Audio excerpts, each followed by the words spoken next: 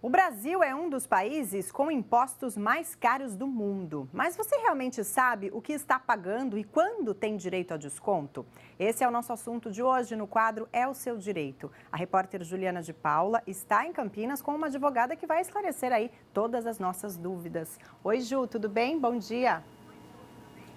Oi, Ivan, bom dia para todo mundo acompanhando o BTV da gente. Estou aqui com a doutora Gisele. Bom dia, obrigada pelo convite. Doutora Gisele Berto Vilas Boas, ela é especialista em direito tributário. Vamos falar sobre esse tema que, como a gente conversava aqui no intervalo, deixa todo mundo de cabelo em pé, né, doutora? Sim, e tem alguns dados que, quando a gente tem acesso a esses dados, a gente fica ainda mais indignado. De acordo com o Instituto Brasileiro de Planejamento e Tributação, a gente já trabalhou, em média, 153 dias por ano, ou seja, mais de 5 meses só para pagar impostos. Doutora, dá até vontade de chorar. Dá. Quando você coloca na conta do lápis, dá. Realmente, o Brasil, ele tem uma das maiores cargas tributárias do mundo. Num estudo entre os 30 países com maior carga tributária, o Brasil fica em 14º. Não chega a ser o maior, com a maior carga tributária, só que quando a gente analisa esse mesmo estudo sob o ponto de vista do benefício que é revertido para a população com relação a esse valor arrecadado, a gente cai para o último lugar. Então, o Brasil fica em 30º lugar nesse ranking. Então, não tem coerência nenhuma, na verdade, de cobrar um valor muito alto e muitas vezes a população, como a senhora disse, isso não é revertido, a gente não consegue visualizar tudo que a gente paga. Não, porque a população ela tem que arcar com os custos, as despesas básicas, né, com saúde, educação e tudo mais, porque nos países desenvolvidos tributa-se mais a renda, né, então as pessoas que recebem mais pagam mais tributos, e enquanto que aqui no Brasil a gente até tem a tabela progressiva do imposto de renda, que está super defasada, mas de qualquer forma tem, só que no Brasil tributa-se mais o consumo, ou seja, o rico vai tomar um cafezinho, ele paga a mesma quantidade de tributo que o pobre pagou. Então, nessa comparação, a pessoa que ganha menos acaba pagando até mais tributo. Na teoria, deveria ser o seguinte: nós pagamos impostos para que a gente tivesse uma qualidade na saúde, na educação, e não tivesse que pagar por isso. Sim. É mais ou menos assim que funciona? Exatamente. E aí, quando a gente não tem essa reversão, a gente gasta mais, porque a gente gasta com o tributo e com todas essas despesas. Certo. E aqui no estado de São Paulo, aliás, antes de falar dessa questão da nota fiscal paulista, também tem um outro número que a gente teve acesso ao impostômetro, que chama, né, doutora? Nós já pagamos no Brasil todo 1 trilhão e 600 bilhões de impostos só esse ano. E quando a gente traz para a nossa realidade aqui de Campinas, por exemplo, esse valor é de 1 bilhão e 500 milhões de reais. É muito imposto. Mas vamos seguir, então, falando agora sobre essa questão da nota fiscal paulista, que a gente, especialmente no estado de São Paulo, tem acesso a isso. Acaba sendo uma forma desse contribuinte, do brasileiro, do trabalhador, ter, de alguma maneira, aquilo que ele paga de volta, retornar, ter acesso a esse valor, doutora? Sim, a nota fiscal paulista é importante pelo seguinte: a gente sempre tem que, tudo que for comprar, pedir realmente para inserir o CPF, para ter esse retorno, porque esse retorno vai ter no final de um período. Nesse período tem sorteios, que a pessoa pode ainda ser sorteada e ganhar no estado de São Paulo, e no final ela pode ou pagar parte do IPVA com esse valor ou depositar a restituição na conta corrente. Então, entra no site da Secretaria da Fazenda, insere lá e diz: olha, esse valor que eu tenho vai ter lá todos os dados das notas e o que foi gasto e o que foi incluído nesse CPF, e aí a pessoa pode reverter, inclusive, como depósito em conta corrente. E existem alguns grupos que a gente pode falar que tem alguma vantagem, algum benefício, grupos específicos, quando a gente fala em impostos, né? Existe algo desse tipo, ou pessoas com deficiência, ou idosos? Sim, tem. No caso, por exemplo, do imposto de renda, a Receita Federal, ela estabelece, tem uma legislação federal que estabelece a isenção do imposto de renda para pessoas com doenças graves, como, por exemplo, AIDS, câncer, Parkinson, paralisia. Doutora, você falou da questão da doença, para você ver como muita gente não tem conhecimento disso. Nós fizemos uma pesquisa, uma enquete no Instagram da BTV, e fizemos a seguinte pergunta, a gente tem até o print para mostrar para vocês. Você sabia que pessoas com câncer, portadoras de câncer, têm direito a desconto em impostos? No caso aí, olha, sim, 32% e não 68%. Então, muita gente não tem acesso a essa informação. É importante a gente pontuar aqui. Sim, e a pessoa com doença grave, ela tem isenção do imposto de renda com relação ao valor que ela recebe de aposentadoria ou pensão. Então, nesse caso, e não, claro, a gente sempre vai precisar comprovar por meio de laudo técnico e tudo mais, mas os sistemas dos entes, né, da Receita Federal, da Secretaria da Fazenda do Estado, eles estão mais eletrônicos. Então, a gente entra no sistema, faz o preenchimento dos formulários necessários, verifica os documentos necessários e já pode fazer esse requerimento, né? E vai agendar um horário para levar os documentos e tudo mais. Ou seja, tudo tem que ser muito certinho, com todos os comprovantes, tem que ser algo organizado de fato. Sim. Acaba sendo burocrático até para evitar qualquer tipo de ilicitude, enfim, né? Eles querem ter a comprovação mesmo, por meio de laudo técnico médico, ou seja, para checar. E quando a pessoa tem um carro furtado ou roubado, ela pode receber de volta a restituição do imposto? A gente estava até comentando aqui nos bastidores, descobrimos que nosso cinegrafista Carlos de Paula passou por uma situação dessa. E informado que ele soube o que fazer. Mas eu não saberia, por exemplo, doutora, existe essa possibilidade? Sim, existe, porque a ideia é a seguinte, né? Você pagar, o imposto que você vai pagar, ele é relativo ao período de um ano, né? Então, se você for furtado nesse período de um ano, você, obviamente, não vai usufruir desse veículo e não vai ter que pagar esse imposto nesse período que você ficou sem o carro.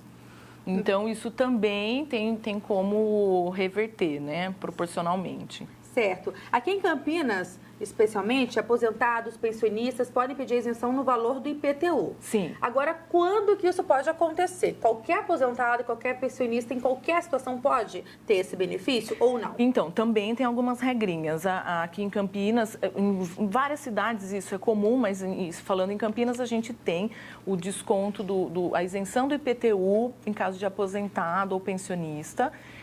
Mas tem que ser, esse pensionista ele tem que ser o único imóvel dele, ele tem que residir no imóvel e ele tem que ter uma renda não superior a 8 salários mínimos. Então, obedecidos esses requisitos, o IPTU vai ser isentado do IPTU.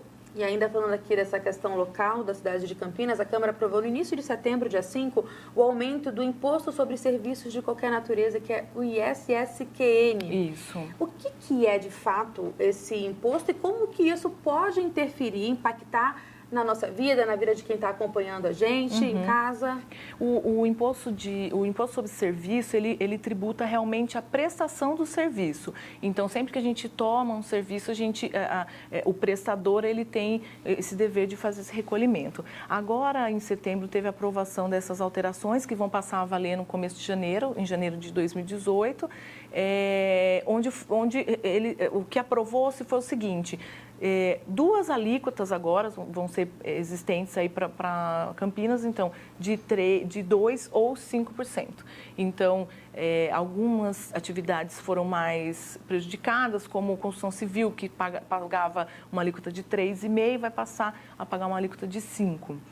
E isso impacta para a população em geral, porque se a empresa que presta serviço tem um custo maior de tributação, automaticamente esse custo vai acabar passando para o bolso de quem adquire esse serviço. A população sempre acaba, no final... Acaba pagando, né? Pagando, de fato, o imposto daí. Bom, falando de imposto de renda, a gente já passou por essa fase ali, início do ano, mas a gente pode, com as informações que você vai nos passar agora, se preparar para, de repente, fazer tudo certinho e ter benefícios, enfim, na próxima declaração que acontece no ano que vem. Então, por exemplo, como é que eu posso economizar, se é que essa é a palavra correta, quando eu for declarar os impostos?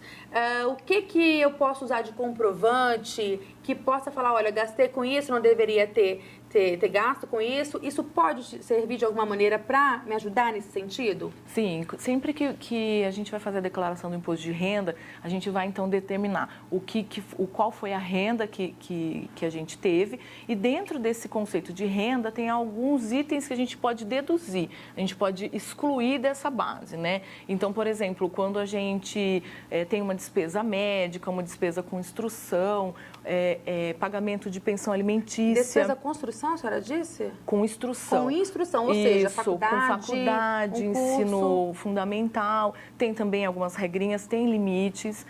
Todas essas despesas a gente vai haver algum limite, exceto no caso de despesa médica, que não tem limite, mas tem vários cuidados que devem ser observados. Aí, com isso, você tem a renda declarada corretamente, os valores, as despesas que você teve também declarado corretamente e vai ter essa tranquilidade de pagar menos, né?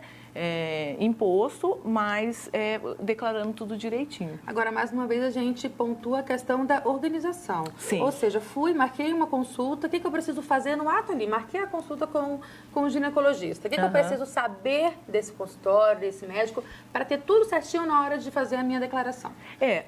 Para você poder deduzir as despesas médicas, você tem que ter toda a comprovação do tratamento ou do procedimento que você passou. Então, se, por exemplo, você tem um tratamento odontológico que você precisou fazer implante, você tem que ter a nota fiscal do serviço prestado pelo dentista, tem que ter as notas, eventualmente, do material que foi usado, a prótese, enfim, o que precisou ser usado nesse procedimento, tem que ter a comprovação, é muito importante ter a comprovação do pagamento. Então, ou um cheque nominal, um depósito na conta desse profissional, e na declaração você vai dizer o valor que você pagou, deduzindo, e vai ter o campo para você colocar o CPF ou o CNPJ da pessoa, da empresa que prestou o serviço, para ficar tudo amarrado, tudo linkado, né? Agora, existem alguns pontos que muita gente confunde que não podem, de maneira alguma, ser deduzido, né? Por exemplo, um clareamento dentário, um cursinho pré-vestibular, isso não? Isso, a Receita, ela também limita, de alguma forma, ela coloca bem detalhadamente o que pode ser deduzido e o que não pode. Então, por exemplo, uma internação residencial não pode ser deduzida, uma despesa com acompanhante não pode, despesas com remédio, a não ser que seja o remédio que foi usado na internação. Então, se não você é qualquer remédio? Não. Entendi. Então, se você está internado e nessa internação, nos procedimentos, você necessita de algum tipo de medicação, esse remédio ele estaria incluído. Mas fora essa situação, não poderia deduzir. Certo. Para a gente fechar, então, falando dessa questão de imposto, tem a temida malha fina, quando a pessoa cai ali, às vezes uma informação que não foi colocada de maneira correta pode levar a pessoa a ficar nessa situação. O que leva as pessoas a caírem na malha fina e como reverter essa situação também, doutora? A malha fina, às vezes a Receita, ela pode chamar, a malha fina é o quê? A Receita Federal chama o contribuinte para explicar alguma questão que ficou mal explicada na declaração. Ela pode chamar atenção a algum valor alto, então se você coloca uma dedução muito alta de despesa médica, a Receita pode questionar. Se a Receita chamasse, vamos bater um papo aqui, vamos entender o que você colocou, até para verificar a validade disso, a regularidade. Então, a partir do momento que você tem todos esses comprovantes, que você, de fato, fez esse tratamento, no caso desse exemplo, você vai estar tranquilo, respondendo para a Receita, apresentando os documentos necessários para esclarecer tudo. Tá certo, doutora. Muito obrigada pelas suas informações valiosas aqui no VTV da gente. Vamos conversar com a doutora Gisele Berto Vilas Boas, ela é especialista em Direito Tributário. Tirou muitas dúvidas aqui, com certeza, de todos nós. Muito obrigada e volte sempre. Obrigada, eu que agradeço. É um assunto que não para, né, doutora? Com certeza, pode contar comigo. Obrigada e boa tarde, Ivan. Volto com você aí no estúdio. Obrigada, Ju. Obrigada, doutora Gisele, pela entrevista também. Uma boa tarde para vocês.